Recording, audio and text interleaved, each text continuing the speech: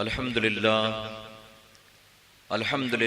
رب العالمین والعاقبۃ للمتقین والصلاة والسلام علی سید الانبیاء والمرسلین اما بعد فاعوذ باللہ من الشیطان الرجیم بسم اللہ الرحمن الرحیم وما ارسلناک الا رحمۃ للعالمین صدق اللہ مولانا العلی العظیم۔ بادِ توحید کے متوالو، شمع رسالت کے پروانوں، غوث و خواجہ اور رضا کے چاہنے والوں، آئیے سب سے پہلے ہم اور آپ نہایت ہی ادب اور احترام کے ساتھ اپنے اور ساری کائنات کے مرکز عقیدت جناب محمد الرسول اللہ صلی اللہ تعالی علیہ وسلم کی بارگاہ بے کس پناہ میں جس طرح سے میں آپ کو پڑھاؤں میرے ساتھ مل کر بآواز بلند ہدیہ غلامی درود و سلام کے انداز میں پیش کریں۔ پڑھیں الصلاۃ والسلام علیک یا رسول اللہ، الصلاۃ والسلام علیک یا حبیب اللہ، الصلاۃ والسلام علیک یا نبی اللہ، وعلی آلک واصحابک یا نور اللہ صلی اللہ تعالی علیہ وسلم۔ رب کعبہ کی بارگاہ میں دعا ہے مولا اپنے حبیب صاحب الاولاق صلی اللہ تعالی علیہ وسلم کے صدقۃ فعل ہم تمام حاضرین اور سامعین کو تو ماہ ربیع النور کی برکتوں سے بھرپور مالا مال فرما۔ یا الہ العالمین ہمیں خیر و عافیت کے ساتھ اس ماہ مبارک کی 12 تاریخ نصیب فرما، اور ہمیں اور ہماری قیامت تک آنے والی تمام نسلوں کو دم واپسی تک شریعت اور سنت کے دائرے میں رہتے ہوئے ہر سال دھوم دھام سے اپنے محبوب صلی اللہ تعالی علیہ وسلم کی میلاد پاک منانے کی توفیق نصیب فرما۔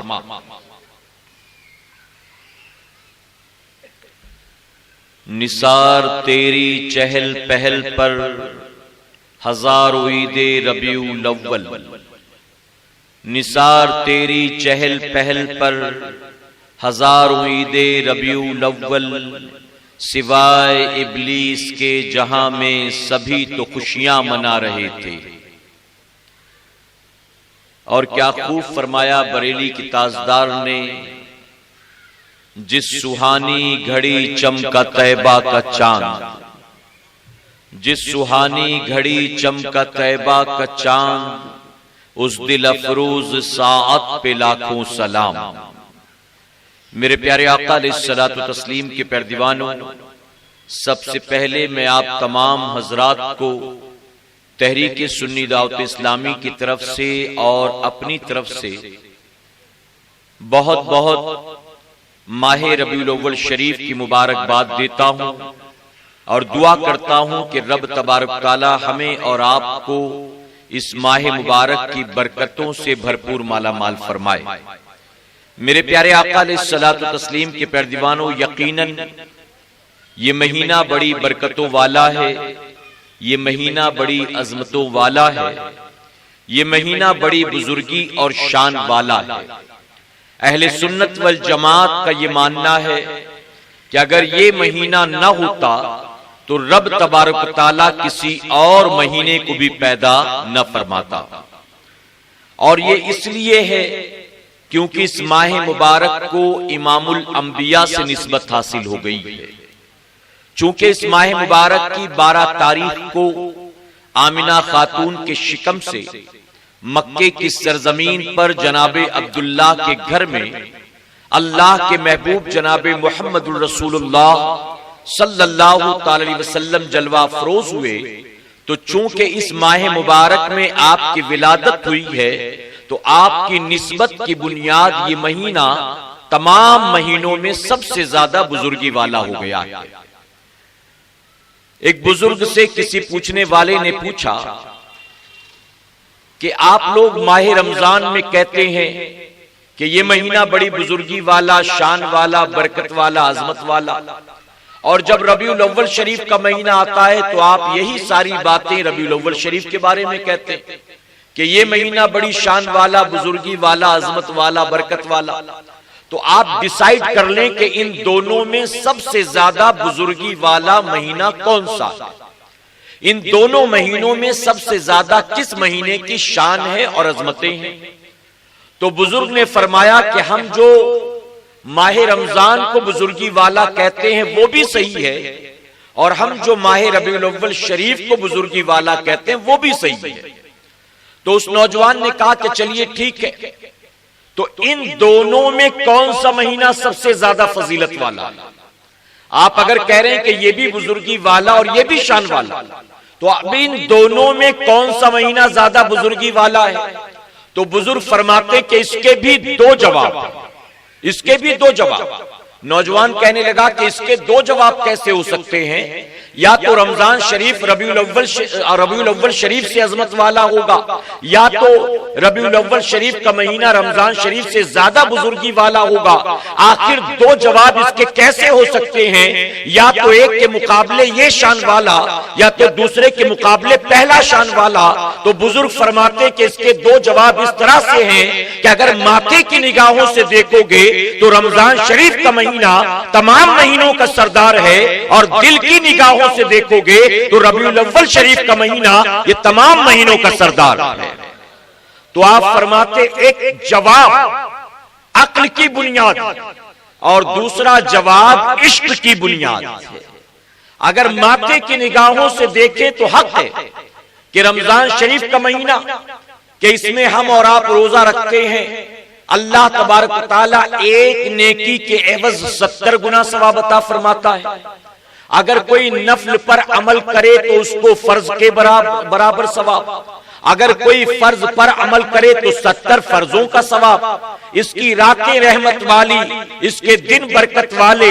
تو رمضان شریف کا مہینہ اگر ماتھے کی نگاہوں سے دیکھو تو سب سے زیادہ بزرگی اور شان والا ہے، لیکن بزرگ فرماتے ہیں اگر دل کی نگاہوں سے دیکھو تو تمہیں ماننا پڑے گا کہ اگر ربیع الاول شریف کا مہینہ نہ ہوتا تو یقیناً رمضان شریف کا مہینہ بھی نہ ہوتا۔ تو نسبتوں کی بنیاد یہ مہینہ عظمت و برکت والا ہو گیا، اور اہل سنت والجماعت کے لوگ نسبت کو بہت اچھی طرح سے پہچانتے ہیں۔ بتائیے ہے کہ نہیں؟ ہمیں اور آپ کو بتانے کی ضرورت نہیں، الحمدللہ یہ جماعت ہی نسبت والی جماعت ہے، اور اہل سنت والجماعت کے لوگ کسی اور چیز پر ناز بھی نہیں کرتے۔ اگر ناز کرتے ہیں تو یقیناً اپنی نسبتوں پر ناز کرتے ہیں۔ اہل سنت والجماعت کے لوگ، کوئی کہتا ہے ہم قادری ہیں، کوئی کہتا ہے چشتی، کوئی سہر وردی، کوئی نقش بندی، کوئی برکاتی، کوئی ابو العلائی، کوئی قادری، کوئی جو ہے اپنے آپ کو نوری کہلاتا ہے، رضوی کہلاتا ہے، حشمتی کہلاتا ہے۔ تو یہ طرح طرح کے جو نام ہیں یقیناً یہ بزرگوں کی نسبتیں ہیں، اور انہی نسبتوں پر ہم اہل سنت والجماعت کے لوگ ناز کرتے ہیں۔ اور ان نسبتوں پر ناز کرنے کی وجہ کیا ہے؟ میرے پیارے آقا کے پیارے دیوانوں، حضور اکرم صلی اللہ علیہ وسلم فرماتے ہیں جو جس سے محبت کرے گا کل بروز قیامت اس کو اسی کے ساتھ اٹھایا جائے گا۔ تو ہم اپنے ان بڑے بڑے آقاؤں کی نسبتوں پر ناز کرتے ہیں، ان کی محبتوں پر ناز کرتے ہیں۔ تو یہ مہینہ حضور اکرم صلی اللہ علیہ وسلم کی نسبت والا مہینہ ہے۔ بات سمجھ میں آ گئی نا؟ میرے پیارے آقا علیہ الصلوۃ والتسلیم کے پیارے دیوانوں، اب نسبت کو سمجھنا چاہتے ہیں تو اسے یوں سمجھیں۔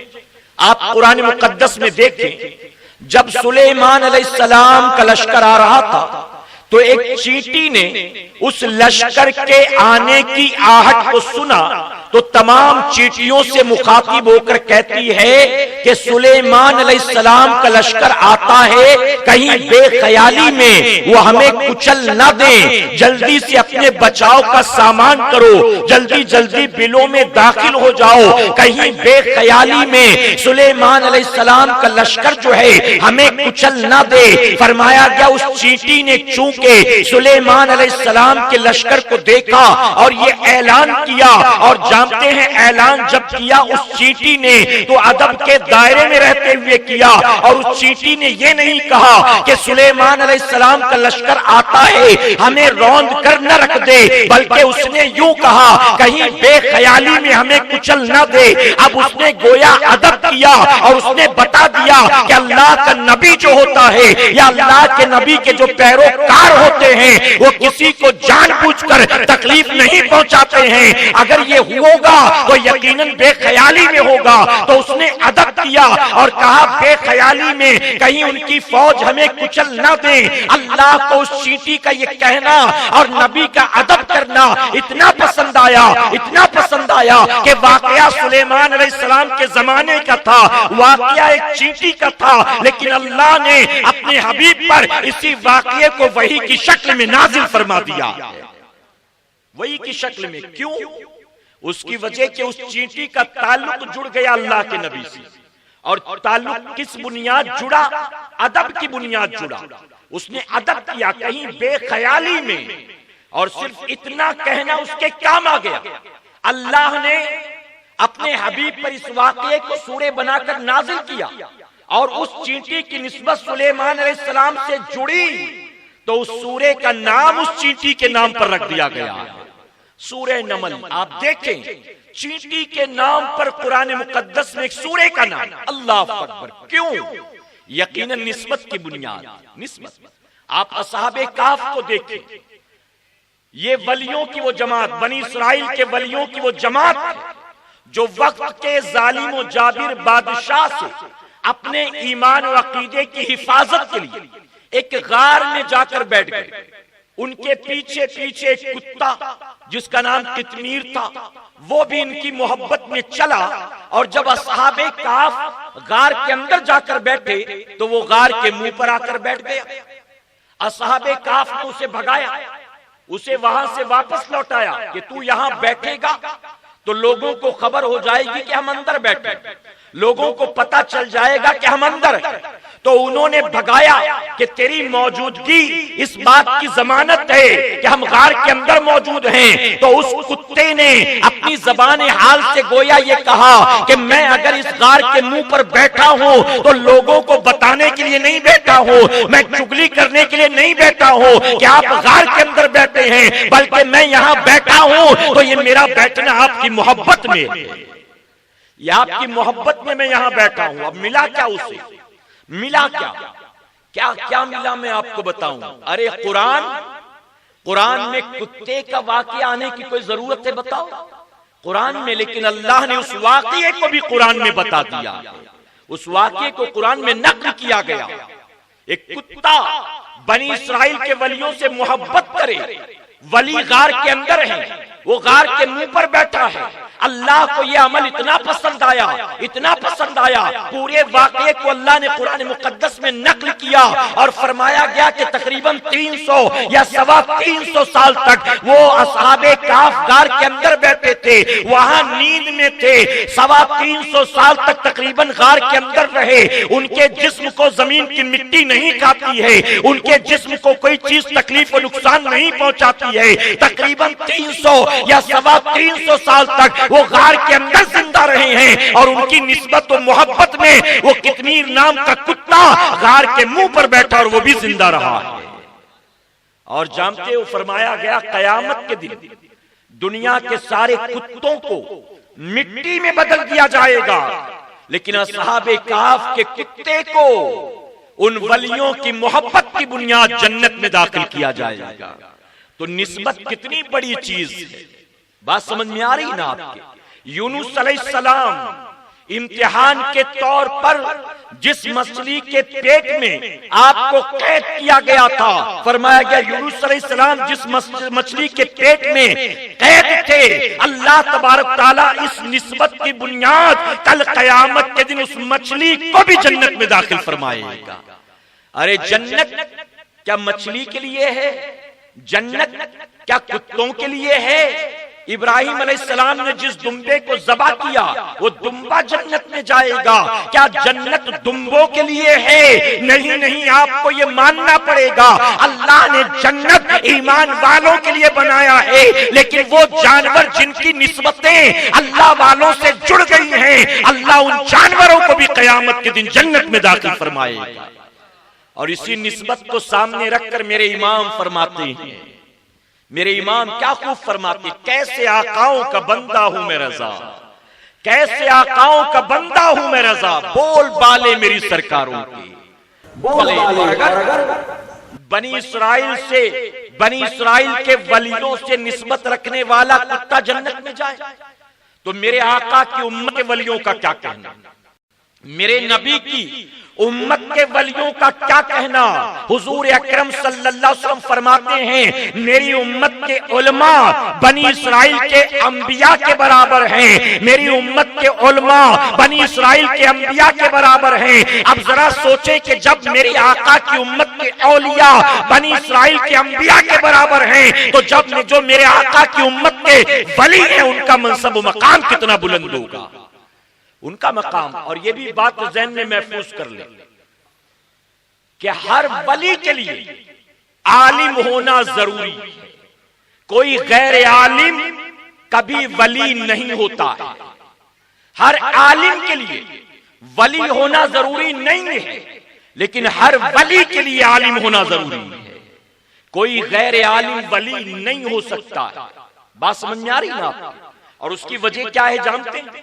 اگر غیر عالم ولی بن جائے، اسے صحیح غلط کی تمیز نہیں، اسے جائز ناجائز کا فرق نہیں معلوم، اسے حرام حلال کی تمیز نہیں ہے، تو ایسی صورت میں اگر غیر عالم ولی بن جائے گا تو خود بھی گمراہ ہوگا اور جو پیچھے آئیں گے وہ بھی گمراہ ہوں گے۔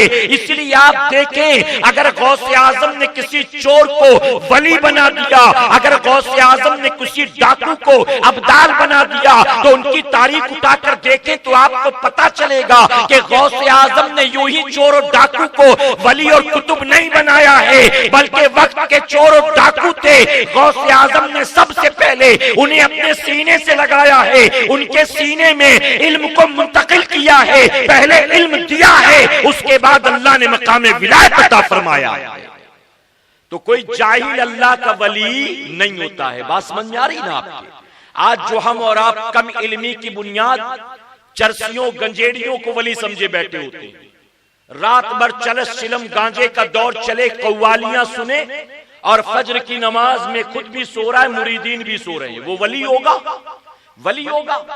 غیر محرم مریدنیوں سے ہاتھ پیر دبوانے والا، ہاتھوں میں ہاتھ لے کر بیعت کرنے والا، غیر محرم مریدنیوں کو سینے سے لگا کر ان کی پیٹھ تھپ تھپانے والا، کیا بتاؤ یہ اللہ کا ولی ہوگا؟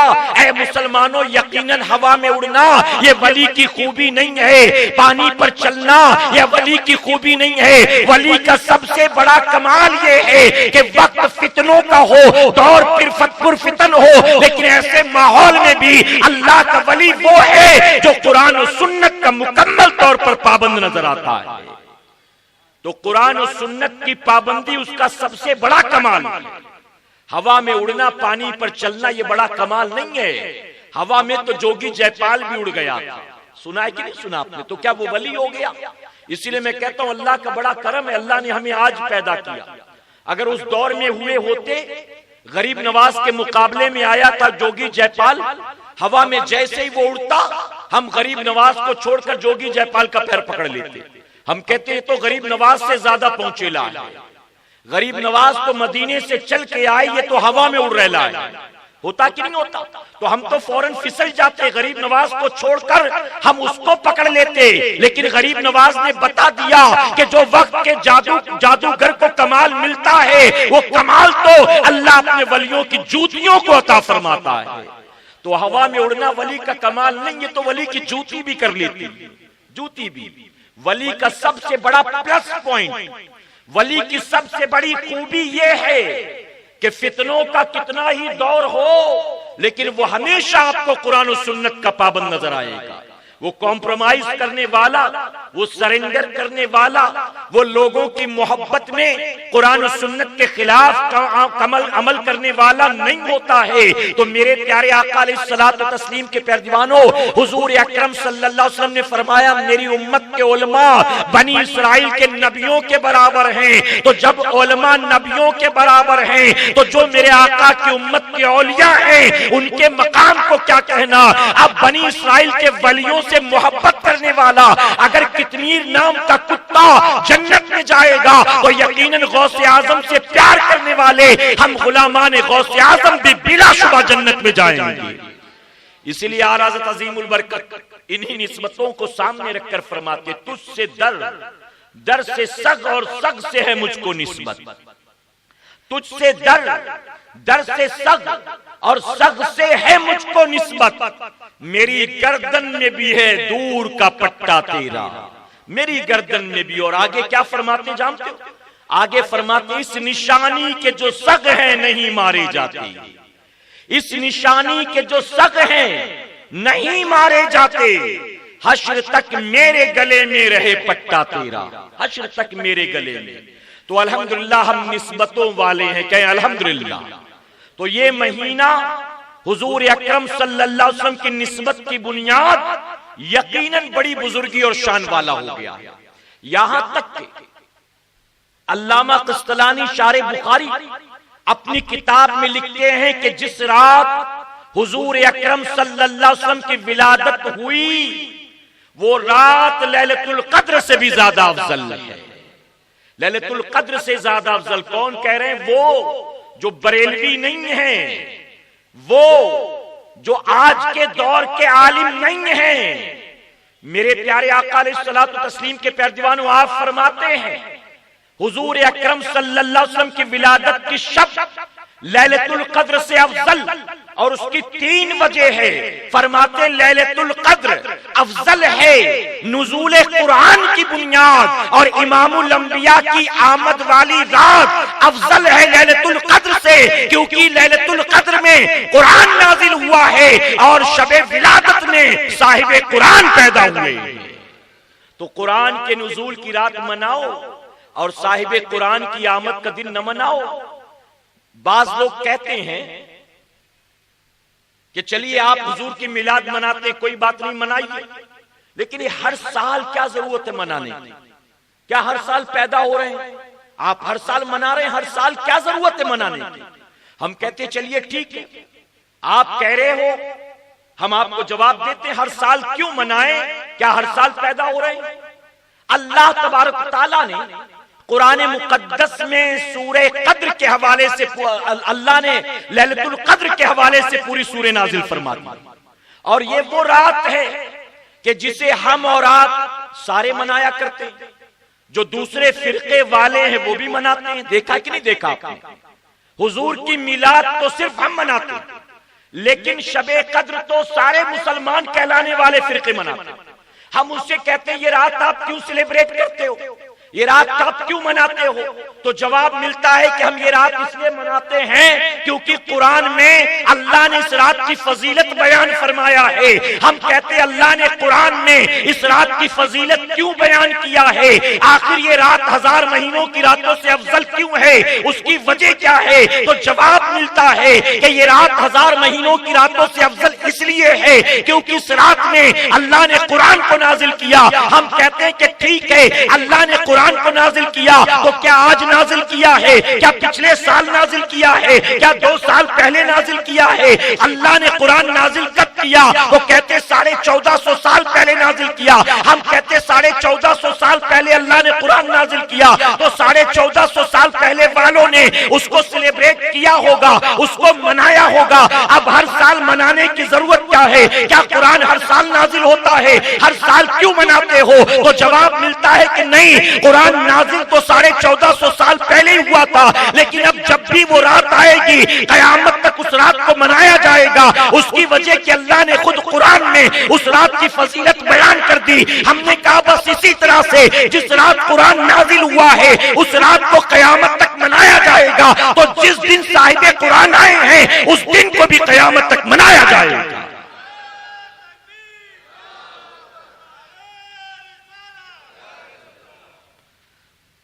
قرآن کے نزول کی بنیاد وہ رات 1000 مہینوں کی راتوں سے افضل، صاحب قرآن کی آمد کی بنیاد وہ دن، وہ تاریخ، وہ لمحہ، وہ گھڑیاں لیلۃ القدر سے بھی افضل ہے۔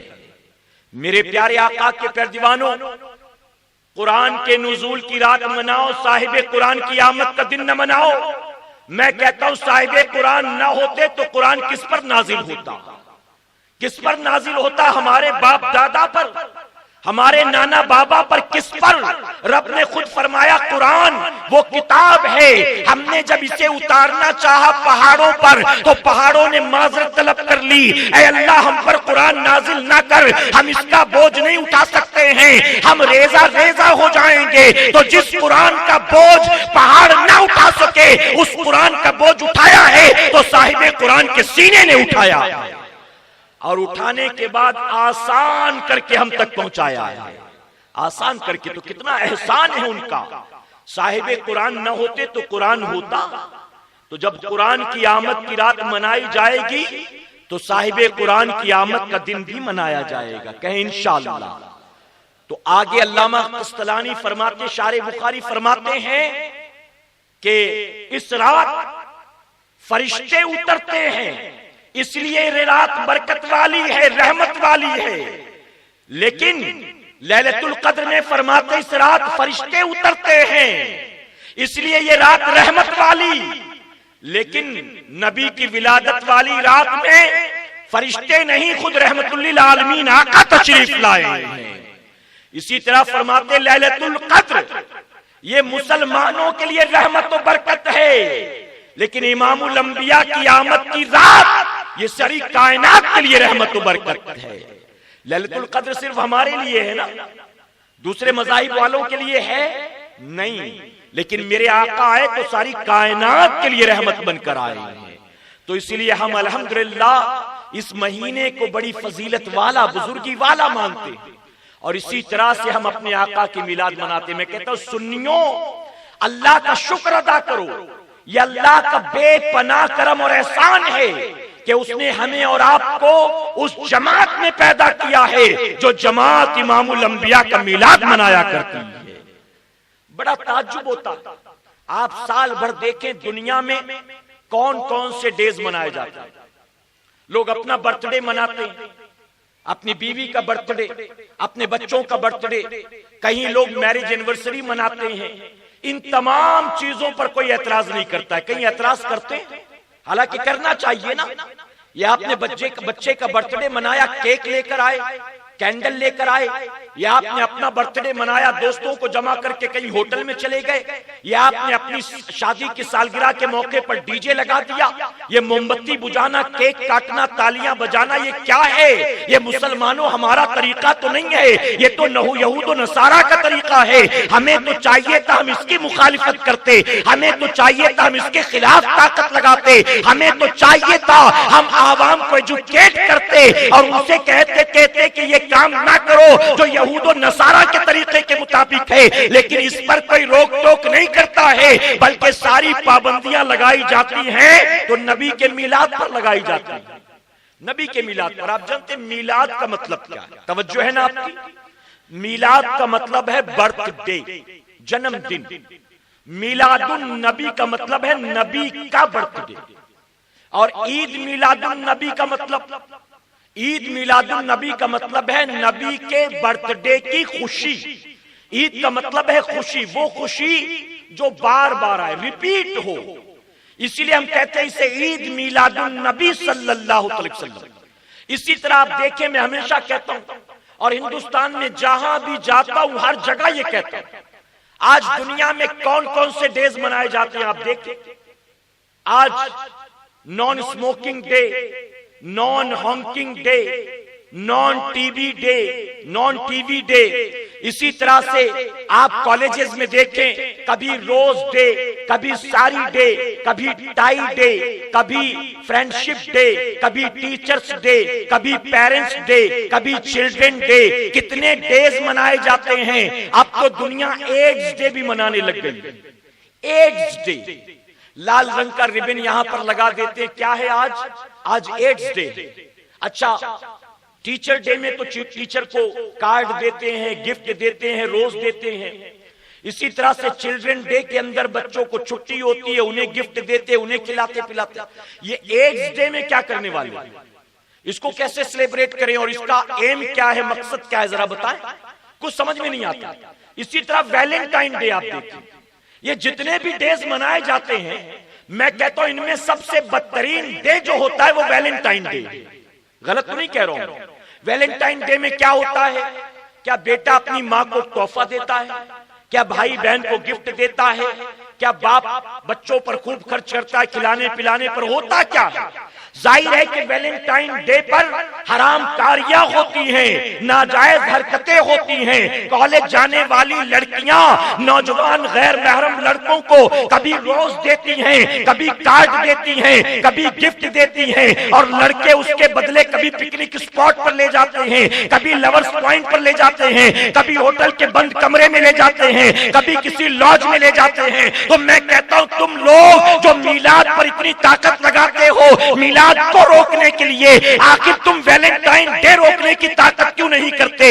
اس خرافات کو روکنے پر طاقت کیوں نہیں لگاتے ہو؟ میں پوری ذمہ داری کے ساتھ کہتا ہوں یہ دنیا سینکڑوں ڈیز مناتی ہے. ان ڈیز کے حوالے سے کہیں سے کوئی آواز بلند نہیں ہوتی. یہ ناجائز ہے، مت کرو. حرام ہے، مت کرو. اللہ ناراض ہوگا، مت کرو. حضور کو تکلیف ہوگی، مت کرو. اس پر کوئی طاقت نہیں لگاتا کہ ان چیزوں کو روکے. لیکن نبی کی میلاد کو روکنے کے لیے طرح طرح کی طاقت لگائی جاتی ہے. میں پوری ذمہ داری کے ساتھ کہتا ہوں یہ دنیا میں جتنے ڈیز منائے جاتے ہیں یہ منائے جائیں یا منانا بند کر دے، لیکن روئے زمین پر جب تک ایک سنی زندہ رہے گا قیامت تک وہ اپنے نبی کی میلاد مناتا رہے گا. اور اسی لیے میرے امام نے فرمایا حشر تک ڈالیں گے ہم پیدائش مولا کی دھوم. حشر تک ڈالیں گے ہم پیدائش مولا کی دھوم. مثل فارس نجد کے قلعے گراتے جائیں گے اور خاک ہو جائیں عدو جل کر مگر ہم تو رضا. دم میں جب تک دم ہے ذکر ان کا سناتے جائیں گے، دم میں جب تک دم ہے میلاد ان کا مناتے جائیں گے. میرے پیارے آقا علیہ الصلوۃ والتسلیم کے پیروانوں، رب کا شکر ادا کرو. رب نے ہمیں اور آپ کو میلاد پاک منانے والوں کے گھر پیدا فرمایا ہے.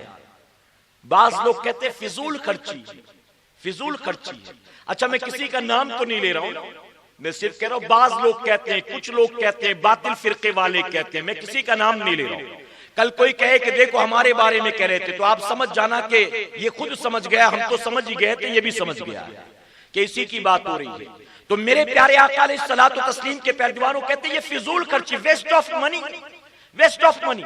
میں کہتا ہوں ہم نے چند جھنڈے لگا دیے، چراغا کر دیا، ہم نے کچھ صدقہ خیرات کیا، ہم نے غریب غربا کو بلایا، نظر و نیاز کیا، ہم نے جلوس نکال دیا، ہم نے گلیوں کو روشن کر دیا.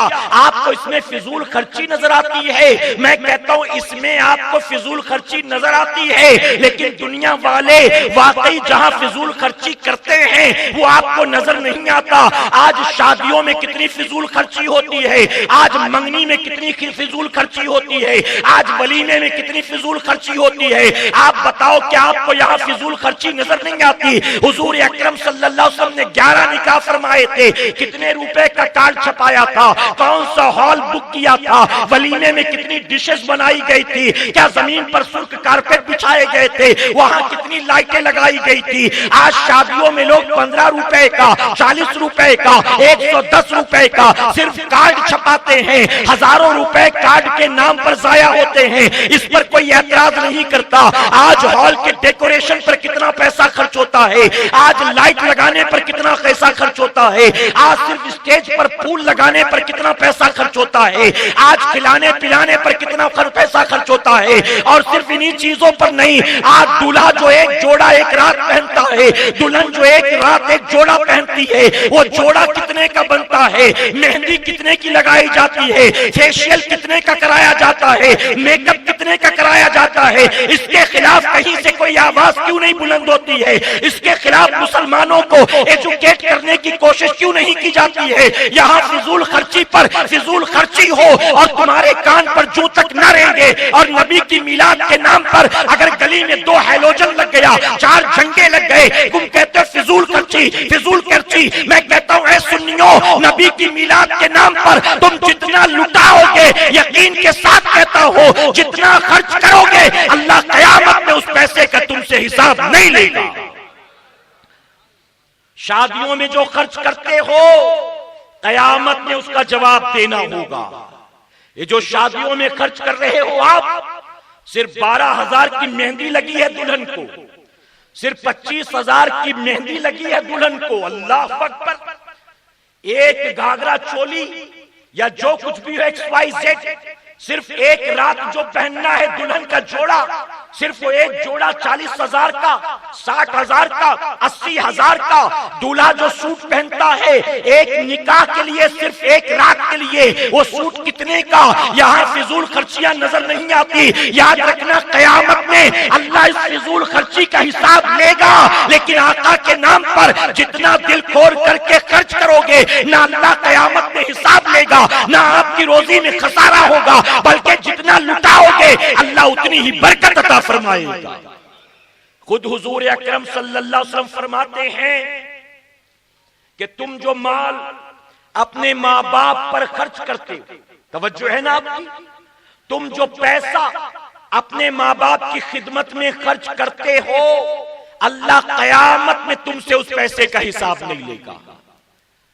لیکن ہم اور آپ کرتے کیا ہیں؟ برا مت ماننا، بیوی کی ہر جائز ناجائز خواہش پوری، لیکن ماں کو ڈاکٹر نے اگر 2,500 کا ٹیسٹ لکھ کر دیا ہے تو ماں سے کہتے ہو ابھی پیسے نہیں امی اگلے ہفتے کروا لیں گے۔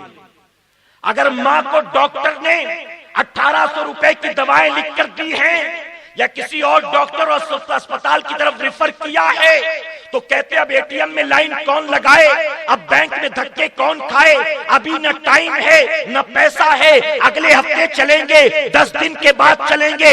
اگر ماں کسی چیز کی ڈیمانڈ کرے تو اس کے ساتھ ٹال مٹول کرتے ہو، اور اگر بیوی 6,000 کا جوڑا بھی مانگے تو کہتے ہیں اس کو دلا دو، اگر اس کو نہیں دلائیں گے یہ عید خراب کر دے گی، اس کو نہیں دلائیں گے موڈ خراب کر دے گی، اس کو نہیں دلائیں گے گھر کا ماحول خراب ہو جائے گا۔ بتائیے ہوتا کہ نہیں ہوتا؟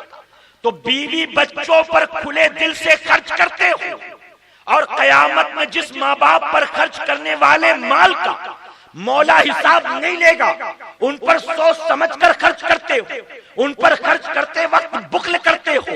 یاد رکھنا ماں باپ پر جتنا بھی لٹاؤ گے، آقا نے وعدہ کیا اللہ قیامت میں اس کا حساب نہیں لے گا۔ تو جب ماں باپ پر مال خرچ کرو اللہ قیامت میں حساب نہ لے، تو وہ آقا جن کی عظمتوں پر لاکھوں ماں باپ قربان ہیں ان پر خرچ کرو گے اللہ قیامت میں حساب نہیں لے گا۔ اور میں کہتا ہوں نبی کی میلاد کے نام پر مسلمانوں کیا کرو، اس نیت کے ساتھ کیا کرو کہ مولا تیرے حبیب کی میلاد پہ خرچ کیوں نہ کروں، جو کچھ میرے پاس ہے یہ سب تو نے حبیب ہی کے صدقے میں تو عطا فرمایا ہے۔ بچے کے برتھ ڈے پر خوب خرچ ہوگا، بیوی کے برتھ ڈے پر خوب خرچ ہوگا، گفٹ بھی، ہوٹل میں کھانا پینا بھی، گھر کے اندر روشنی چراغا کیک کینڈل بھی، لیکن حضور کی میلاد پر خرچ کرتے وقت 100 روپے دے دیا نہ کافی، 111 دے دیا نہ کافی ہے۔ میں کہتا ہوں مسلمانوں اپنی ذات پر جتنا خرچ کرو گے اللہ قیامت میں حساب لے گا، لیکن اللہ کے حبیب کے نام پر جتنا خرچ کرو گے اللہ قیامت میں حساب نہیں لے گا۔ گویا وہ مال جو نبی کی میلاد پر لگاتے ہو یہ مال قیامت کے دن حساب سے بری ہو جائے گا۔ میرے پیارے آقا علیہ الصلوۃ والتسلیم کے پیروانوں، اب کریں تو کیسے، منائیں تو کیسے؟ تو اس کا ہمیں اور آپ کو بھرپور خیال رکھنا۔ بزرگ فرماتے ہیں کہ حضور اکرم صلی اللہ علیہ وسلم کی میلاد پاک کے نام پر اگر کوئی کام قرآن و سنت کے خلاف کیا جائے تو بندہ میلاد پاک کی برکت سے محروم ہو جاتا ہے۔ تو ہمیں اور آپ کو محرومی کے لیے میلاد نہیں منانا، بلکہ برکت حاصل کرنے کے لیے میلاد پاک منانا ہے۔ اور اگر برکت کے حصول کے لیے میلاد مناتے ہو تو میلاد پاک کا طریقہ کیسا ہو؟ نفس کے مطابق، مرضی کے مطابق، دل کے مطابق، دوست احباب کے مطابق نہیں، بلکہ قرآن و سنت کے مطابق ہونا چاہیے۔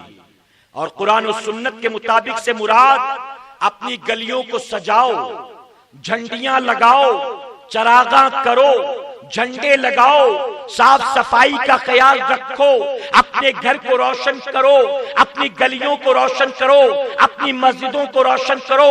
مسجد پر بھی جھنڈا ہو، گلیوں پر بھی جھنڈا ہو، آپ کے مکانوں پر بھی جھنڈا ہو۔ اسی طرح سے میں کہتا ہوں اے مسلمانوں، جتنا اہتمام کے ساتھ عید بقرہ عید مناتے ہو، اس سے زیادہ اہتمام کے ساتھ عید میلاد النبی صلی اللہ علیہ وسلم منایا کرو۔ اس کی وجہ کہ وہ دونوں عیدیں اللہ نے اسی عید کے صدقے میں عطا فرمایا ہے۔ یہ عید نہ ہوتی تو وہ دونوں عیدیں ہوتی تو وہ منائیں اور اس پر فتوے لگائیں، وہ منائیں، اس پر فتوے لگائیں۔ کیسے احمق لوگ، کیسے لوگ! تو میرے پیارے آقا کے پیروانوں، چراغاں کریں، صدقہ کریں، خیرات کریں، غریب پروری کریں، بیماروں کی عیادت کریں، یتیموں کی مدد کریں، بیواؤں کی مدد کریں، جتنا بھی ممکن ہو آپ اس انداز میں حضور اکرم صلی اللہ علیہ وسلم کی میلاد پاک منائیں۔ آپ عید بقرہ عید میں نیا جوڑا سلاتے ہیں، اللہ توفیق دے تو اس عید میں بھی اپنے لیے نیا جوڑا سلائیں، اپنے بیوی بچوں کے لیے نیا جوڑا سلائیں۔ اب اگر انتظام نہ ہو سکے، کوئی فرض واجب نہیں ہے، ہو جائے تو بہت اچھا، نہ ہو تو کوئی مسئلہ نہیں ہے، لیکن کوشش تو ہونی چاہیے۔ اسی طرح سے کھانے پینے پر اپنے بیوی بچوں پر خرچ کرے، دوست احباب کو مبارکباد دے، ان کو دعوت دے، ان کو حضور کی سنت کے مطابق تحفے تحائف دے۔ اے سرکار مدینہ علیہ الصلوۃ والتسلیم کے پیروانوں، اس میلاد پاک کو مکمل طور پر خرافات سے پاک رکھنے کی کوشش کرے۔ ہم نے بہت سے نوجوانوں کو دیکھا، وہ 12ویں شریف کو کیا کرتے ہیں، انہیں طریقہ معلوم نہیں، انہیں آداب معلوم نہیں، انہوں نے ڈی جے لگا دیا اور رات بھر ڈی جے بج رہا ہے۔ اور اس ڈی جے پر کیا چل رہا ہے؟ رات بھر میوزیکل نعتیں، ڈھول، ہارمونیم، طبلہ، تالی، نہ جانے کیا کیا۔ کہیں جھومو جھومو جھومو، کہیں پر 12ویں کا چاند آیا، کہیں پر سونا آیا۔ یاد رکھو، اس طرح کی میوزیکل نعتیں سننا یہ نبی کی سنت نہیں ہے، یہ تو خرافات ہے، یہ تو نفس پرستی ہے۔ ہم میلاد پاک کے موقع پر اور اپنی پوری زندگی نعت پاک سنا کرے تو ایسی سنا کرے جیسی نعت پاک حسان بن ثابت سے میرے آقا سنا کرتے تھے، جیسی نعت پاک ام المومنین ماں عائشہ صدیقہ رضی اللہ تعالیٰ عنہ سے میرے آقا سنا کرتے تھے، جیسی نعت پاک حضور کے چچا جناب عباس رضی اللہ تعالیٰ عنہ سنایا کرتے تھے۔ اس میں کہیں ڈھول نہیں تھا، اس میں کہیں جھوموں والے الفاظ نہیں تھے، اس میں کہیں طبلہ ہارمونیم نہیں تھا۔ یہ تو پروفیشنل روزی روٹی پیٹ پالنے والے شاعروں نے اپنی اپنی طرف سے یہ نئی چیزیں ایجاد کر دی ہے۔ ہم کو اس طرح سے نعتیں نہیں سننا، ہمیں تو نعتیں ایسی سننا ہے کہ نعت سنے تو تھرکنے کا دل نہ ہو، بلکہ نعت سنے اللہ نبی کی محبت دل میں پیدا کرے اور اللہ سجدوں کی توفیق عطا فرما دے۔ اسی طرح سے میرے پیارے آقا کے پیروانوں، رات بھر یہ جو ڈی جے بجاتے ہیں، ان کا حال یہ ہے کہ فجر کی نماز تو پڑھنا نہیں، رات بھر یہ ڈی جے بجائیں گے اور فجر کا وقت ہوگا تو ایک دوسرے سے کہیں گے بہت ٹائم ہو گیا چل سوتے ہیں، بہت ٹائم ہو گیا چل سو جاتے، اپنے کو جلوس میں بھی جانے کا ہے۔ یعنی رات بھر ڈی جے لگایا، اپنی بھی نیند برباد، فجر کی نماز نہیں پڑھنا. اب جو آس پاس رہنے والے 8-10 بوڑھے بیچارے فجر کی نماز کے پابند ہیں، رات بھر ظالم نے انہیں بھی نہ سونے دیا اور اس میں سے بھی 2-4 کی فجر قضا کرا دی. رات بھر سونے نہیں دیا. اب تیرا ڈی جے بند ہوا تو ان کی بھی آنکھ لگ گئی. شیطان ان کے گھر پہنچا سر سہلانے، پیر دبانے. وہ جو 60 سال کا ہو گیا اب تک ایک نماز نہ چھوٹی تھی، تیرے ڈی جے کے چکر میں اس کی بھی فجر قضا ہو گئی. اب بتا اس کا قصوروار وہ ہے یا تو ہے جس نے رات سونے نہیں دیا؟ تو یہ نبی کی میلاد منانے کا کون سا طریقہ؟ حضور اکرم صلی اللہ علیہ وسلم فرماتے ہیں میوزیکل انسٹرومنٹس کے حوالے سے، ڈول، گاجے، باجے، تبلے، ہارمونیم کے حوالے سے آپ فرماتے ہیں یہ وہ چیزیں ہیں جنہیں مٹانے کے لیے میں زمین پر جلوگر ہوا ہوں. مزامیر، میوزیکل انسٹرومنٹس، آقا فرماتے ہیں میں انہیں مٹانے کے لیے زمین پر آیا. اب آپ فرماتے ہیں میں مٹانے آیا ہوں، اور جس تاریخ کو آپ آئے اسی دن آپ کی محبت میں ہم بجا رہے ہیں. حضور خوش ہوں گے؟ بتاؤ خوش ہوں گے؟ برکت ملے گی؟ ارے آقا کی میلاد کے دن تو نے ان کی خوشی کا کام نہ کیا، تو نے ان کے دل کو تکلیف پہنچانے کا کام کیا. یقیناً یہ قرآن و سنت کے خلاف ہے. اے سرکار مدینہ کے پیارے دیوانوں، اسی طرح سے بعض لوگوں کو دیکھا گیا وہ پٹاخے بازی کرتے ہیں، وہ بم پھوڑا کرتے ہیں. 12ویں شریف کو اظہار خوشی کا طریقہ نہیں معلوم ہے، انہوں نے وہاں سے بم پھوڑنا شروع کیا اور وہاں سے لے کر وہاں تک ایک لڑی بچھا دی ہے اور پھوٹتا جا رہا ہے 10 منٹ تک، 12 منٹ تک، 15 منٹ تک. اور جب یہ پھوٹتا ہے تو وہ مسکراتے ہیں. مجھے تعجب ہوتا ہے دنیا میں اس سے بڑا احمق کون ہوگا، اس سے بڑا بے وقوف کون ہوگا جو اپنے خون پسینے کی کمائی میں آگ لگاتا ہو اور جب آگ لگ جائے تو وہ مسکراتا ہو، وہ خوش ہوتا ہو. یقیناً اس سے بڑا احمق کوئی نہیں ہوگا. اس لیے ہمیں اور آپ کو نبی کی میلاد کے موقع پر وہ کام نہیں کرنا ہے جو کام قرآن و سنت کے خلاف ہو. اسی طرح سے جب جلوس نکلتا ہے حضور اکرم صلی اللہ علیہ وسلم کی میلاد، ہم جلوس میں جانے والے لوگ ہیں کہ الحمدللہ جلوس کا نکالنا جائز، جلوس کا نکالنا مکمل طور پر شریعت و سنت کے دائرے میں جائز. آمینہ خاتون فرماتی ہیں حضور اکرم صلی اللہ علیہ وسلم کی والدہ محترمہ کہ جب بچے کی ولادت کا وقت قریب آیا، 12ویں تاریخ ہے، صبح صادق کا وقت ہے، گھر میں کوئی موجود نہیں میرے سوا کمرے میں جناب عبد المطلب خانہ کعبہ کا طواف کرنے گئے. آمینہ خاتون کے شوہر یعنی حضور اکرم صلی اللہ علیہ وسلم کے والد محترم جناب عبداللہ کا سایہ پہلے ہی سر سے اٹھ چکا ہے. آپ کی ساس بھی دنیا سے رخصت ہو چکی ہے. فرماتی میں کمرے میں اکیلی، اچانک درد ذہ پیدا ہوا، اچانک بچے کی ولادت کی علامتیں پیدا ہوئی. مجھے احساس ہو گیا کہ اب بچے کی ولادت کا وقت قریب آ گیا. یہ وہ وقت ہے جب ایک عورت کو عورتوں کے مدد کی ضرورت ہوتی، لیکن میں کمرے میں تنہا تھی. میں نے سوچا اس وقت میری مدد کون کرے گا. میں ابھی سوچ رہی تھی، اچانک مجھے کمرے کے اندر نورانی چہرے والی عورتیں نظر آتی ہیں. جہاں جہاں تک نظر پڑتی ہے ہر طرف نورانی چہرے والی عورتوں سے میرا کمرہ بھرا ہوا تھا. میں نے آنے والیوں سے پوچھا تم کون ہو، کہاں سے آئی ہو؟ تو ایک عورت نے آگے بڑھ کر جواب دیا، بیٹی آمینہ گھبرانے کی ضرورت نہیں ہے، میں تمام انسانوں کی ماں حضرت حوا ہوں، میں تمام انسانوں کی ماں حوا ہوں. یہ میرے ساتھ جو آئی ہیں فرماتی ہیں حضرت حوا یہ عیسیٰ علیہ السلام کی پاک کنواری ماں مریم ہے، اور یہ جو ساتھ آئی یہ فرعون کی بیوی حضرت آسیہ ہے. اس وقت ہم یہاں تیری مدد کو آئے اور ہمارے ساتھ یہ جو دوسری عورتیں ہیں یہ کوئی اور نہیں، یہ حوران جنت ہیں، یہ جنت کی حوریں ہیں. اور اے آمینہ ہمیں کمرے میں دیکھ کر تو پریشان ہے، ذرا نظر اٹھا کر کمرے کے باہر تو دیکھ. آمینہ خاتون فرماتی میں نے کمرے کے باہر جا کر دیکھا، میرا کمرہ جنتی حوروں سے بھرا تھا، اور جہاں جہاں تک نظر پڑتی تھی زمین کا وہ چپا چپا جنتی فرشتوں سے بھرا پڑا تھا. ہمارے بزرگوں نے فرمایا اس دن جلوس نکالنا یہ فرشتوں کی سنت ہے. فرشتے بھی جلوس کی شکل میں آسمان سے آمینہ خاتون کے گھر آئے تھے. آسمان سے آئے تھے جلوس لے کر، اے مسلمانوں تو جلوس نکالیں، لیکن قرآن و سنت کے دائرے میں رہتے ہوئے ہمارے یہاں پر جلوس نکلتا ہے، انداز عجیب ہوتا، عجیب۔ ہمارے جلوس کو دیکھ کر لوگوں کے دل میں اسلام کی عظمت و محبت پیدا نہیں ہوتی، بلکہ لوگوں کے دل میں مسلمانوں کے لیے نفرت پیدا ہوتی ہے۔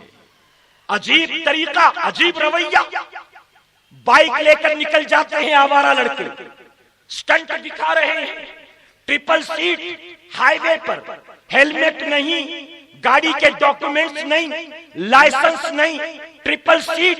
انہیں لگتا ہے آج کے دن جو کچھ بھی کرو کوئی مسئلہ نہیں ہے، آج پولیس والے نہیں پکڑیں گے، آج آر ٹی او والے نہیں پکڑیں گے۔ میں کہتا ہوں پولیس اور آر ٹی او والے آج ہماری خوشی کے دن اگر نرمی کا سلوک کرتے ہیں، ہمارے ساتھ زبردستی نہیں کرتے، ہمیں لیٹ گو کرتے ہیں، ہمیں اس کا غلط فائدہ نہیں اٹھانا چاہیے۔ اور میں کہتا ہوں اے مسلمانوں، ہمیں اور آپ کو سب کو بحیثیت ایک نیک ناگرک ہونے کے، ایک نیک انسان ہونے کے، ایک نیک مسلمان ہونے کے، ایک اچھے بھارتی ہونے کے، ایک اچھے انسان ہونے کے ناطے ہم سب کی ذمہ داری بنتی ہے ہم کسی بھی حال میں اپنے ملک کے قانون کو ہاتھ میں نہ لیں، بلکہ قانون کا پالن کریں کہ انشاءاللہ۔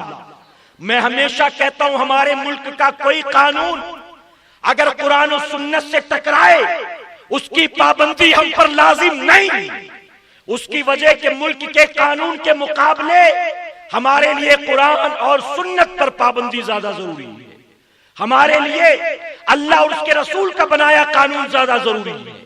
لیکن ملک کا کوئی قانون اگر قرآن و سنت سے نہ ٹکرائے تو ہمارے لیے ضروری ہے کہ اس پر عمل کریں کہ انشاءاللہ۔ اب اگر آر ٹی او نے کہا کہ ہیلمٹ پہننا ٹو ویلر والوں کے لیے کمپلسری، تو کیا بتائیے آر ٹی او کا یہ رول و قانون قرآن کے خلاف ہے؟ اگر ہم ہیلمٹ پہنیں گے تو ہماری سیفٹی ہے نا، ہمارا فائدہ ہے۔ اگر یہ رول ہے ٹرپل سیٹ بائک پر نہیں جا سکتے تو اب ٹرپل سیٹ جانا کیا مناسب ہے؟ بتاؤ کیا مناسب ہے؟ نہیں۔ میرے پیارے آقا کے پیروانوں، ہم نے دیکھا ٹرپل سیٹ نکلتے ہیں کچھ آوارہ نوجوان، تو حال یہ ہوتا ہے نہ جیب میں لائسنس ہوتا ہے اور نہ گاڑی میں پیٹرول ہوتا ہے، بلکہ وہ بھی 3 لوگ نکلتے تو چندہ کرتے آپس میں، دیکھ میں بائک لے کے آ گیا، پیٹرول تیرے کو بھرانا پڑے گا، تو کہتا میرے پاس خالی 50 ہے، دوسرا کہتا میرے پاس خالی 30 ہے۔ اور یہ سب آنکھوں دیکھا معاملہ، یہ نہیں کہ میں نے کتابوں میں پڑھا ہے، نہیں، یہ سب چیزیں آنکھوں سے دیکھی ہوئی۔ میرے پیارے آقا کے پیروانوں، بہت معذرت کے ساتھ کہوں گا، برا مت مانیے، ہماری بستیوں کا حال کیا ہے جانتے ہیں؟ ہمارے علاقے کا حال کیا؟ ایک مسلم پاکٹ ایریا میں میں گیا تقریر کرنے کے لیے اپنے ایک ساتھی کے ساتھ، جاتے وقت راستے میں پیٹرول نہیں تھا گاڑی، میں نے خود اپنی جیب سے 100 روپے دیے اور اس بندے نے پیٹرول بھروائے۔ ہم گئے، اجتماع کے بعد جب واپسی کا وقت آیا گاڑی سٹارٹ نہیں ہو رہی، اس نے بڑا ہلایا ڈلایا، اپنی طرف سے چیک کیا، فائنلی یہ پتا چلا کہ گاڑی میں پیٹرول نہیں۔ میں نے کہا پیٹرول گیا کہاں؟ اگر تم بھرا کر لائے ہوتے تو میں کہتا 2-3 دن پہلے کا تھا ختم ہو گیا ہو، ابھی آتے وقت لے کر آئے، 1.5 2 2.5 3 کلومیٹر چلے، آخر 100 روپے کا پیٹرول گیا کہاں؟ تو اس بندے نے بڑا دیکھا، تاک جھاک کیا، اس کے بعد وہ کہتا ہے کسی نے نکال لیا ہوگا۔ میں نے کہا پیٹرول نکالا ہوگا گھر کا چولہا جلانے کے لیے تو نہیں، پیٹرول نکالا ہوگا گھر کا گیس جلانے کے لیے نہیں، ارے پیٹرول کسی نے گھر کی روٹی پکانے کے لیے تو نہیں چرایا ہوگا، یقیناً پیٹرول چرایا ہوگا تو کسی بائک والے نے چرایا ہوگا۔ تو جیسے تیسے جوڑ توڑ کر کے اپنے ماں باپ سے ضد کر کے لون پر بائک تو لے لیتے ہیں، لیکن پیٹرول بھرانے کی اوقات نہیں ہوتی، اور جب ایسی راتوں میں نکلتے ہیں، ایسے دنوں میں نکلتے ہیں، تو یہ 2-3 آوارہ جو ہوتے ہیں آپس میں چندہ کر کے 100-125 روپے کا پیٹرول بھراتے ہیں، اور جب تک پیٹرول آخری بوند سوکھ نہ جائے اس وقت تک گاڑی دوڑاتے رہتے ہیں۔ اور یاد رکھنا جب راتوں کو یہ نکلتے ہیں سٹنٹ دکھانے کے لیے، آوارہ گردیاں کرنے کے لیے، تو صرف اپنی جان کے لیے خطرہ نہیں ہوتے، بلکہ ہمارے اور آپ کی طرح عام آدمی جو جا رہا ہو اس کے لیے بھی خطرے کا سامان بن جایا کرتے۔ بتائیے غلط تو نہیں کہہ رہا ہوں؟ اور اس حادثے سے ہمارے ساتھی یونس بھائی 2-4 ہو چکے، خود 2-4 ہو چکے۔ اور میں نے خود شب برات میں ایسے حادثے اپنی آنکھوں سے دیکھے. چونکہ میرے اپنے 4-4 5-5 پروگرامز ہوتے ہیں, میں بھی 2 ویلر پر یہاں سے وہاں, وہاں سے وہاں, وہاں سے وہاں, ایسے میں اپنے اعتبار سے بالکل روڈ کے لیفٹ میں ہو کر دھیرے دھیرے چلتے, اور جو اسپیڈ میں نکل رہے ہوتے رائیڈرز, پائلٹس, ہم نے دیکھا جو تیزی سے نکلتا ہے ہوا کے جھونکے کی طرح, 15 منٹ کے بعد جاتے تو روڈ پہ لیٹا ہوتا ہے, اور اس کی لاش اٹھانے والا کوئی نہیں ہوتا. اس کی لاش اٹھانے والا, اگر کوئی لیٹا ہوا تڑپ رہا تو اس کی عیادت کرنے والا کوئی نہیں ہوتا. ایسے آواراؤں کو کوئی پوچھے گا بتا, الٹا لوگ کہیں گے اچھا وہ مر گیا, دھرتی کا بوجھ تھا, مصیبت تھا, یہ نہیں مرتا تو کسی کو مارتا. غلط تو نہیں کہہ رہا ہوں. اور ایسی حرکتیں کر کے ہم بدنام کرتے ہیں نبی کی میلاد کو. شب برات میں دیکھیں, شب قدر میں دیکھیں, شب معراج میں دیکھیں, 11ویں کے جلوس میں دیکھیں, 12ویں کے جلوس میں دیکھیں. میں کہتا ہوں ایسی حرکتیں کر کے یہ ظالم صرف اسلام کو بدنام نہیں کرتے, نبی کی میلاد کو بدنام کرتے ہیں, یہ سنیت کو بدنام کرتے ہیں. یقیناً یہ دھبا ہیں اور یہ بدنامی کا سبب ہیں, اور انہی کو دیکھ کر لوگ کہتے ہیں. اسی لیے میں اپنے بچوں کو میلاد میں نہیں جانے دیتا, اسی لیے میں اپنے بچوں کو میلاد میں نہیں جانے دیتا. اے مسلمانوں یاد رکھو, ان دنیا کے آواراؤں اور لکھے ٹپوریوں کے مطابق ہمیں میلاد نہیں منانا ہے. ہمیں آقا کی میلاد تو ایسے منانا ہے جیسے نبی کی میلاد صدیق اکبر نے منایا تھا. سبحان اللہ. نعرہ تکبیر, نعرہ رسالت, علماء اہل سنت. لوگ ٹرک لے کر نکلتے, ٹیمپو لے کر نکلتے ہیں جلوس میں, دیکھا ہے آپ نے؟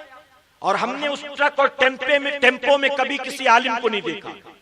بس مسجد کے ٹرسٹ والے انتظام کر دیتے ہیں, اور وہاں آس پاس رہنے والے آوارہ جمع ہو جاتے, اور اس کے بعد روانہ کر دیتے کہ بھائی جلوس نکل گیا ہمارے جوگی شریف سے, جلوس نکل گیا ہمارے چاچا نگر سے, جلوس نکل گیا ہمارے بہرام پلاٹ سے, جلوس نکل گیا باندرا پلاٹ سے. اس طرح سے نکال دیتے, بس نکل جاؤ, بس نکل جاؤ, جلوس نکل جائے. میرے پیارے آقا کے پیارے دیوانوں, اس طرح سے جلوس جس میں خرافات ہو, ایسے جلوس بھیجنے سے بہتر ہے کہ نہ بھیجا کرو, نہ بھیجا کرو. جو جلوس بدنامی کا سبب بنے, ایسے جلوس کو تو بند کر دینا چاہیے, ایسے جلوس نکالنے نہیں چاہیے.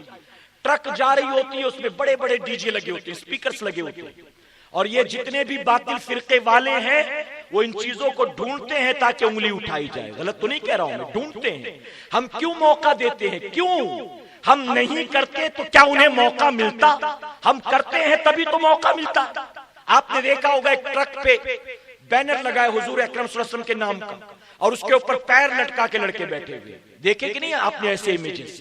ہر سال ایسے امیجز آتے ہیں. علم نہیں, عقل نہیں, تمیز نہیں, بینر لگا دیا نیچے اور اس کے اوپر پیر لٹکا کے بیٹھا. جہاں حضور کا نام ہے وہاں پیر لگ رہا ہے. یہ تیری محبت ہے؟ یہ حضور کا عشق و دیوانگی ہے؟ معاذ اللہ. نیچے ٹرک والا ٹرک چلا رہا ہے, اس کے سر پہ لڑکے بیٹھے ہوتے ہیں. بیٹھنے کا سارا انتظام نیچے ہے, وہاں نہیں بیٹھیں گے, اس کے اوپر ڈرائیور کے سر پر بیٹھیں گے. اب اگر چلتے چلتے وہ بریک مارے تو جو ڈرائیور کے سر پہ بیٹھا تھا تھوڑی دیر بعد ڈرائیور کے سامنے لیٹا ہوتا. اگر وہ اچانک بریک مار دے تو اوپر سے سیدھے نیچے آ جاتے ہیں. دیکھا ہے کہ نہیں آپ نے کیا کیا ہو رہا ہوتا ہے؟ کیا کیا ٹرک میں انتظام سے اطمینان سے بیٹھے, نہ شریف پڑھے اندر نہیں, لٹکے ہوتے ہیں, سٹنٹ دکھا رہے ہیں, سٹنٹ دکھا رہے ہیں. اور جب یہ نکلتے ہیں راستوں میں, نعرے جو لگتے ہیں, نعرے تکبیر ہم لگاتے ہیں, نعرے رسالت ہم لگاتے ہیں, نبی کی میلاد کے نعرے ہم لگاتے ہیں, اولیاء اکرام کی عظمتوں اور شان کے نعرے ہم لگاتے ہیں. لیکن ایسے نعرے نہ لگاؤ جو نعرے اسلام کی بدنامی کا سبب بنے. جب یہ نکلتے ہیں ایسے ایسے خرافاتی نعرے لگاتے ہیں کہ جن نعروں کا اسلام سے کوئی تعلق نہیں ہے. ان کو بھی پڑھائیں گے, ان کو بھی پڑھائیں گے. سنا ہے کہ نہیں سنا آپ نے؟ ہمارے بامبے میں بہت سے ایسے علاقے جہاں پر غیر مسلم بھائی رہتے ہیں, بہت سے ایسے علاقے, وہاں سے جب یہ سال بھر نکلتا ہے تو بھیگی بلی بن کر نکلتا ہے کہ کوئی جان نہ لے کہ میں مسلمان ہوں. سر جھکائے, نظریں جھکائے, آہستہ آہستہ پورے سال گزرے گا, اور جب ربیع الاول شریف کے جلوس میں نکلے گا تو اتنا چلائے گا ایسا لگے گا سنیوں میں اس سے بڑا شیر کوئی نہیں ہے. ایسا لگتا ہے پورے 11 مہینے کا بدلہ آج لینے والا ہے. 11 مہینے کا نعرے ان کو بھی پڑھائیں گے، ان کو بھی پڑھائیں گے، اور پیچھے والے کہتے لا الہ الا اللہ، لا الہ الا اللہ۔ میں کہتا ہوں جو کہہ رہا ہے ان کو بھی پڑھائیں گے، پہلے ٹرک سے نیچے اتار کر اس سے کہیں کہ ان کو بعد میں پڑھانا، تو پہلے 5 کلمہ سنا، تو وہ خود بھی 5 کلمہ نہیں سنا پائے گا۔ غلط تو نہیں کہہ رہا ہوں، غلط تو نہیں کہہ رہا ہوں۔ ایک جگہ جمعہ کے بیان میں امام صاحب نے کہہ دیا کہ جو کسی ایک کو کلمہ پڑھائے گا اللہ بے حساب کتاب جنت میں داخل فرمائے گا۔ اب ایک خان صاحب تھے، جمعہ کی نماز پڑھنے آئے تھے، دماغ میں بات بیٹھ گئی، انہوں نے سوچا جنت میں جانا بڑا آسان ہے یار، یہ نماز، روزہ، حج، زکات، قرآن، صدقہ، خیرات کچھ کرنے کی ضرورت نہیں ہے، ایک کو کلمہ پڑھا دو بس جنت میں۔ امام صاحب نے گارنٹی دے دی۔ اب وہ نکلا، سامنے سے ایک کسان چلا رہا تھا، مزدور، دوپہر میں وہ چلا رہا تھا گھر پہ کھانا کھانے، غیر مسلم تھا۔ خان صاحب اس کے سامنے کھڑے ہو گئے، اس نے کہا خان صاحب کیا حال ہے، سب خیریت؟ اس نے کہا سب ٹھیک ہے، لیکن آج ہم تم کو اس وقت تک جانے نہیں دے گا جب تک تم ہم کو کلمہ پڑھ کے نہیں سنائے گا۔ خان صاحب نے کہا تم ہم کو کلمہ پڑھ کے سناؤ۔ اس نے کہا خان صاحب کو سب ٹھیک تو ہے نا، کوئی ناراضگی، کوئی غصہ وغیرہ تو نہیں ہے، یا آپ مجھ سے کیوں کہہ رہے ہو کلمہ پڑھنے کے لیے؟ تو کہا کہ نہیں ہم ٹھیک ہے، لیکن ہم تم کو جانے نہیں دے گا جب تک کہ تم ہم کو کلمہ پڑھ کے نہیں سنائے گا۔ تو اس بیچارے نے کہا خان صاحب میں کلمہ پڑھ کے کیوں سناؤں، میں مسلمان تھوڑی ہوں۔ تو کہا اس لیے تو کہہ رہا ہوں تم کلمہ پڑھ کے سناؤ، یعنی مسلمان ہوتا تو نہیں کہتا، تو مسلمان نہیں اس لیے کہہ رہا ہوں کلمہ پڑھ کے سناؤ۔ تو اس نے دیکھا کہ یہ خان ہے، ماننے والا نہیں، پٹھان ہے، نہیں مانے گا۔ تو کہا ٹھیک ہے خان صاحب چلیے، آپ نہیں مانتے تو آپ بتاؤ کیا پڑھنے کا ہے، آپ پڑھو کیسا پڑھنے کا، ہم پڑھ دیتے ہیں۔ تو کہتا ہم کو نہیں آتا، تم پڑھ کے سناؤ۔ تو اب جب اس کو ہی نہیں آتا تو وہ کیا پڑھ کر سنائے گا بتائیے؟ تو یہ ہمارے لوگ بھی ایسے ہوتے ہیں، ان کو بھی پڑھائیں گے، ان کو بھی پڑھائیں گے، اس سے کہیں کہ 5 کلمہ تو سنا دے، ایمان مجمل، ایمان فصل تو سنا دے، تو وہ خود سنا نہیں سکتا، اور کہتا ان کو بھی پڑھائیں گے۔ تو اے مسلمانوں ایسے نعرے نہ لگاؤ جو کسی غیر کی دل آزاری کا سبب بنے۔ ارے میرے آقا کی تشریف آوری کا دن ہے، اور میرے آقا کسی کے لیے زحمت نہیں، ساری کائنات کے لیے رحمت بن کر آئے تھے، رحمت للعالمین ہے۔ اور جانتے کیسے رحمت للعالمین؟ آپ تھکے تو نہیں نا؟ میرے آقا کی خدمت میں شیطان آیا، توجہ ہے نا؟ شیطان آیا اور آ کر کہتا یا رسول اللہ صلی اللہ علیہ وسلم آپ ساری کائنات کے لیے رحمت بن کر آئے۔ آقا فرماتے حق، تو کہتا میں بھی اسی کائنات میں رہتا ہوں، مجھ پر بھی رحم کرے، میں بھی اسی کائنات کا حصہ ہوں تو مجھ پر بھی کچھ رحم کرے۔ میرے آقا فرماتے تو کیا چاہتا ہے مجھ سے، تو کیا چاہتا ہے؟ تو شیطان کہنے لگا کہ جب سے میں جنت سے نکالا گیا اللہ تبارک تعالیٰ نے ایک فرشتے کو میرے ساتھ لگا دیا، جب بھی زمین پر کوئی پڑھتا ہے اعوذ باللہ من الشیطان الرجیم تو یہ فرشتہ مجھے ایک تھپڑ مارتا ہے، تو جب بھی کوئی پڑھتا ہے مجھے پڑھتی ہے، تو میں چاہتا ہوں کہ آپ مجھے اس کے تھپڑ سے بچا لیں۔ تو میرے آقا مسکرا کر فرماتے جا، آج کے بعد تجھے یہ تھپڑ نہیں مارے گا۔ تو ذرا سوچے میرے آقا ساری کائنات کے لیے رحمت بن کر آئے، اگر میرے نبی کی خدمت میں شیطان کہتا ہے مجھ پر رحم کرے، مجھ پر رحم کرے، تو آقا اس کو بھی شیطان کے تھپڑ سے بچاتے ہیں۔ تو ہمیں اور آپ کو اس دن کسی کے لیے زحمت کا سامان نہیں کرنا، ہم بھی رحمت للعالمین آقا کی امت ہیں، اور ہم بھی دنیا کے سامنے اسلام کا اچھا چہرہ پیش کرنے کی کوشش کریں گے انشاءاللہ۔ مت کرو پٹاخے بازی، بند کر دو ڈی جے لگانا، بند کر دو فضول خرچی کرنا، بند کر دو جلوس کے نام پر ہنگامہ آرائی کرنا۔ مسلمانوں اپنے ماتھے پر پٹیاں نہ لگاؤ، تم بیجا نعرے نہ لگاؤ، بلکہ قرآن و سنت کی روشنی میں نبی کی میلاد مناؤ۔ اللہ توفیق دے، پٹاخوں کے پیسے جمع کر لو، ڈی جے کا پیسہ جمع کر لو، اور جمع کرنے کے بعد آپ ان پیسوں کو کسی غریب کے کام پر خرچ کر دو، کسی بیوہ کے گھر میں مہینے بھر کا راشن بھرا دو، کسی یتیم بچے کے اسکول کی فیس بھر دو، کسی بیوہ کی بیٹی کے ہاتھ پیلے کر دو، کسی بیمار کی جا کر اسپتال کی فیس بھر دو۔ میں کہتا ہوں 12ویں شریف کو آپ آقا کی میلاد مناتے ہو، میلاد کو اس خوبصورت انداز میں مناؤ، اپنے تو اپنے غیر بھی کہیں واقعی ہم نے مسلمانوں کو دیکھا ہے اپنے نبی کی میلاد کتنے خوبصورت انداز میں مناتے ہیں. اے مسلمانوں, ہم لوگوں کے لیے آئیڈیل بن جائیں, ہم لوگوں کے لیے مثال قائم کریں. میں کہتا ہوں پھول خرید لو, تم جو ہے پھل خرید لو, اسپتالوں میں جاؤ, جتنے مریض ہیں ہر ایک کی بیڈ پر جا کر ایک ایک پیکٹ بسکٹ رکھ دو, جا کر تھوڑے پھل رکھ دو. آپ ہائی وے پر رہتے ہو, یہاں سامنے جو ہے شربت بنا کر کھڑے ہو جاؤ, ہر آنے جانے والی گاڑی کو آپ روک روک کر شربت پلاؤ, ان کو ایک گلاب کا پھول اپنی طرف سے تحفے میں دو. آنے جانے والے پوچھیں گے, اسپتال کے بیمار مریض پوچھیں گے, کل تک ہمیں پوچھنے والا کوئی نہیں تھا, ہم بستر پر پڑے تھے, عیادت کرنے والا کوئی نہیں تھا. آج تم آئے ہو, تم کون ہو, تم آئے ہو, تم کیوں آئے ہو؟ تو سب سے کہہ دو ہم آج یہ اس لیے کر رہے ہیں کیونکہ آج اس کائنات میں اللہ نے اپنے حبیب کی شکل میں رحمت بنا کر ہمیں اپنا حبیب عطا فرمایا ہے, اپنا محبوب عطا فرمایا ہے. اس انداز میں نبی کا میلاد مناؤ گے, یقیناً لوگ مسلمان تو نہیں ہوں گے لیکن دل میں اسلام کے لیے نرمی تو پیدا ہی ہو جائے گی انشاءاللہ. نعرہ تکبیر, نعرہ رسالت, جشن عید میلاد النبی. اب آخری بات عرض کروں گا, اجازت ہے آپ, خاص کر کے اپنی قوم کے نوجوانوں سے کہوں گا, میرے پیارے آقا علیہ الصلوۃ والتسلیم کے پیردیوانوں, کوئی بھی ایسا کام نہ کرو جو اسلام کو بدنام کرے, کوئی بھی ایسا کام نہ کرو.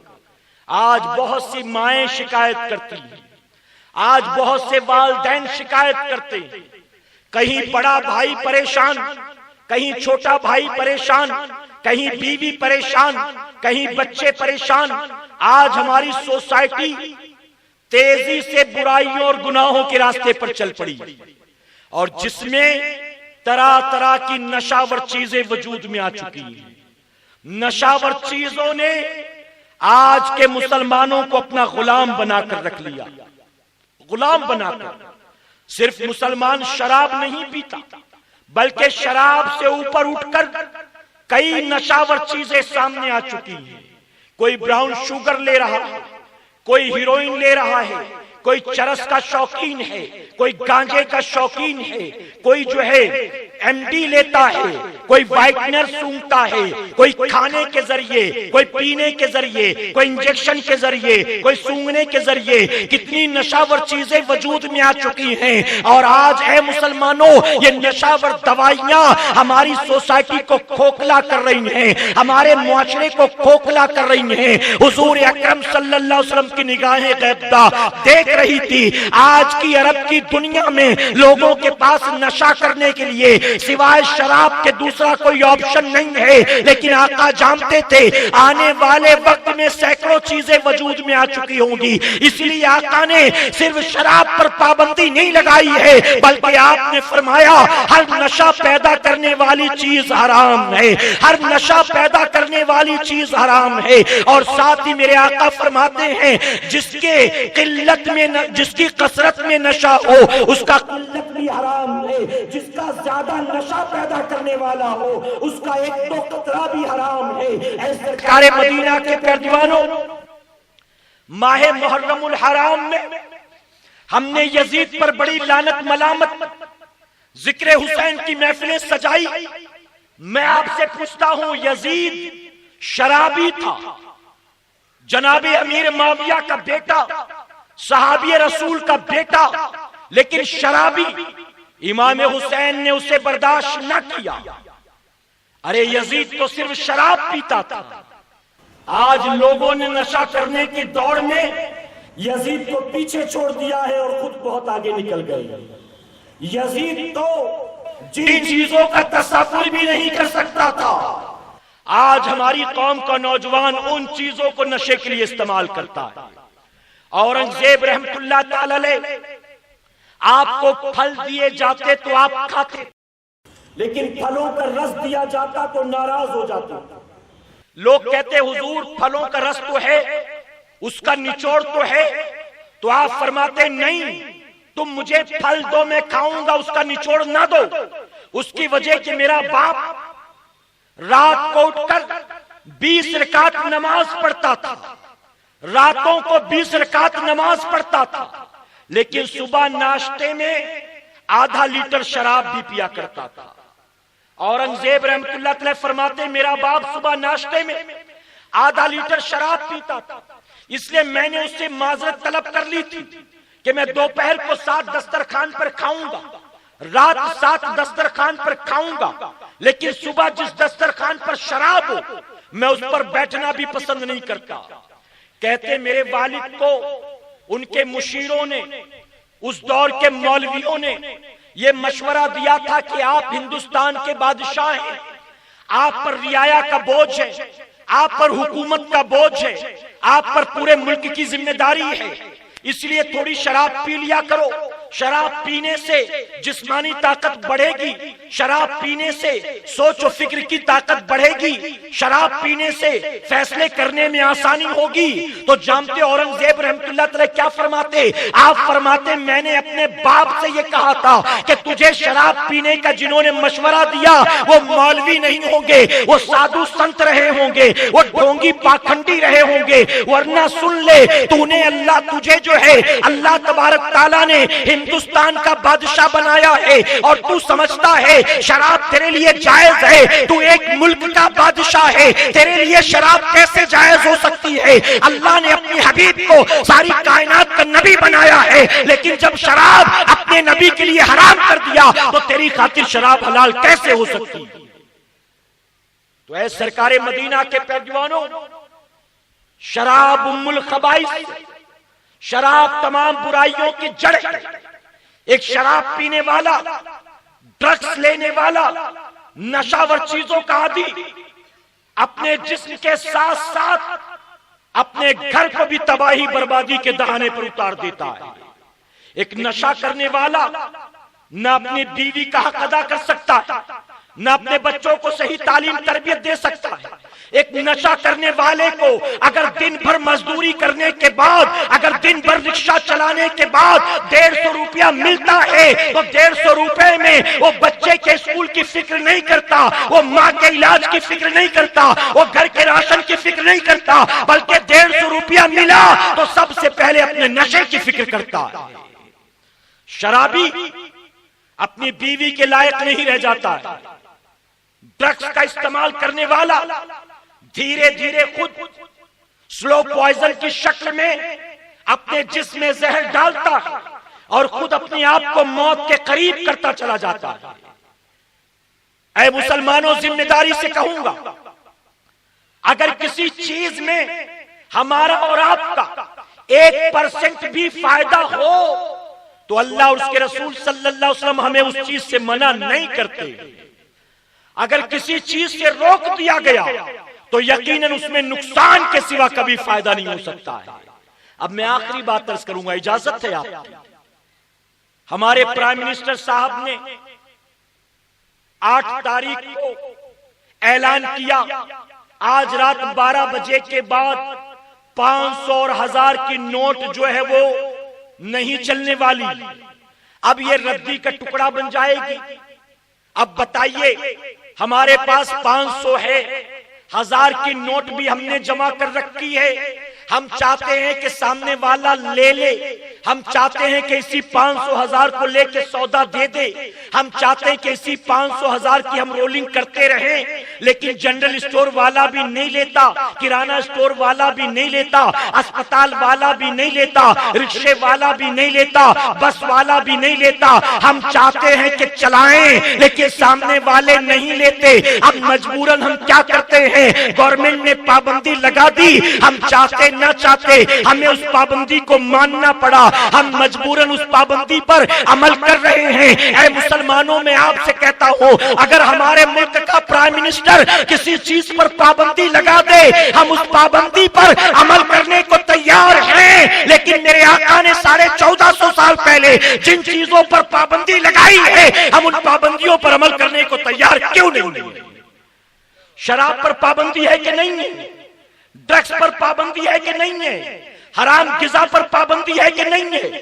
ناچنے پر پابندی ہے کہ نہیں ہے؟ فحش کلمات پر پابندی ہے کہ نہیں ہے؟ گالی گلوچ پر پابندی ہے کہ نہیں ہے؟ فلموں سیریل ڈراموں پر پابندی ہے کہ نہیں ہے؟ ان ساری چیزوں پر میرے آقا نے 1450 سال پہلے پابندی لگا دی. ہم ملک کے پرائم منسٹر کی پابندی پر عمل کرے اور نبی کی لگائی پابندی پر عمل نہ کرے، ہم قیامت میں نبی کو کیا منہ دکھلائیں؟ پرائم منسٹر نے پابندی لگائی، ہم نہ مانے تو کہیں گے غیر قانونی کام کر رہا ہے اور قانون کی نظر میں قصوروار. نبی کی لگائی پابندیوں پر ہم عمل نہ کریں، کیا نبی کی نظر میں قصوروار نہیں ہے؟ کیا نبی کے نافرمان نہیں ہے؟ توبہ کرے. میری قوم کا ہر نوجوان توبہ کرے. ربیع الاول شریف کا مہینہ ہے، ان قریب وہ ساتیں آنے والی جب اللہ نے انعام کی شکل میں، نعمت کی شکل میں، رحمت کی شکل میں، سامان بخشش کی شکل میں ہمیں اپنا محبوب عطا کیا. ہم اس تاریخ کے آنے سے پہلے، ہم اس مہینے کے جانے سے پہلے سچے دل سے توبہ کر لے اور آج اٹھے تو یہ عہد کر کے اٹھے، آج کے بعد قدم اٹھیں گے حلال کے راستے پر، آج کے بعد ہاتھ اٹھے گا جائز راستے پر، آج کے بعد اس طریقے پر، اس راستے پر ہم ہرگز نہیں جائیں گے جہاں جانے سے اللہ اور اس کے رسول نے منع فرمایا ہے. اللہ اپنے حبیب کے صدقہ و فعل ہمیں اور آپ کو شریعت و سنت کے دائرے میں رہتے ہوئے اپنے محبوب کی میلاد پاک منانے کی توفیق عطا فرمائے. اگر درمیان گفتگو مجھ سے جانے انجانے میں کسی طرح کی غلطی خامی رہ گئی، آپ سب کو گواہ بنا کر سچے دل سے توبہ کرتا ہوں. رب میری توبہ قبول فرمائے اور ہماری محفل کو قیامت میں ہمارے لیے، ہمارے والدین کے لیے بخشش اور نجات کا ذریعہ بنائے. وما علینا الا البلاغ. کے پروانوں ہر سنیچر کو بعد نماز عشاء سنی دعوت اسلامی کے عالمی مرکز اسماعیل حبیب مسجد میں سنی اجتماع ہوتا ہے. آپ حضرات پابندی کے ساتھ اس میں شرکت فرمائیں. سنی دعوت اسلامی کی website sunni dawat islami.net پر وزٹ کریں اور بہت ساری دینی معلومات حاصل کریں.